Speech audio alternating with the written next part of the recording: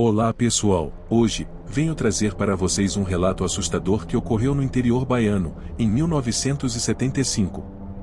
Preparem-se para adentrar em uma história de terror que assolou uma família em um sítio isolado, onde o medo se manifestou de maneiras inexplicáveis e aterrorizantes.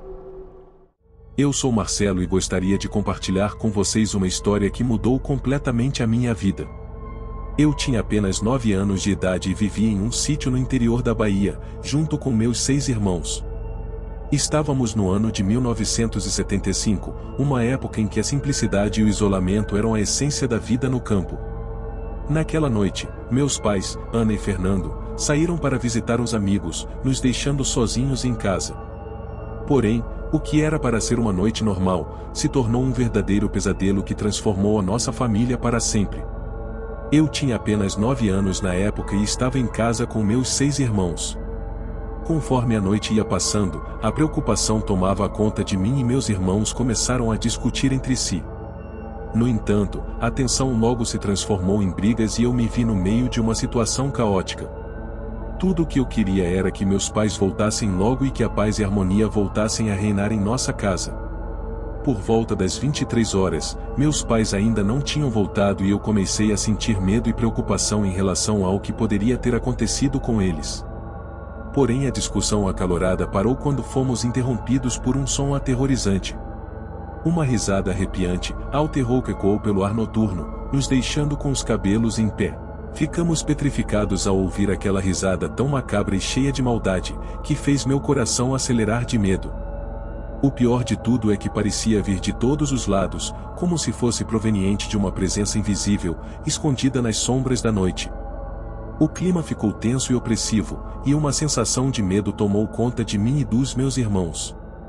Fiquei me perguntando quem ou o que poderia estar rindo daquela forma naquela escuridão assustadora. Morávamos em um lugar afastado e remoto, onde não havia luz do lado de fora e poucas pessoas passavam por ali, ainda mais tarde da noite. Eu nunca tinha sentido tanto medo como naquela noite, e essa risada maléfica ficaria gravada na minha memória para sempre. O pavor se espalhou como uma densa névoa, envolvendo cada canto da casa com sua gélida e aterrorizante presença. A risada horripilante cessou, deixando um silêncio carregado, que parecia ressoar com a agonia e o medo que nos consumiam. Meus irmãos e eu nos encaramos, com os olhos arregalados de apreensão, enquanto tentávamos desesperadamente descobrir a fonte daquela risada maligna. Qualquer ruído mínimo, qualquer movimento na escuridão, era suficiente para fazer nossos corações pularem de terror. O ar estava impregnado com uma atmosfera opressiva, como se o próprio mal estivesse à espreita, ansioso para nos engolir na escuridão daquela noite interminável. Não havia como escapar, estávamos à mercê daquele terror que tomava conta de nós. O ar era pesado e enevoado, envolvendo a casa em um véu de medo que podia ser sentido. Os passos retumbantes reverberavam ao redor da nossa casa de madeira, parecendo as batidas de um cavalo galopando. Uma respiração profunda, densa e arrepiante se misturava ao som dos passos, impregnando o ambiente com um frio gélido.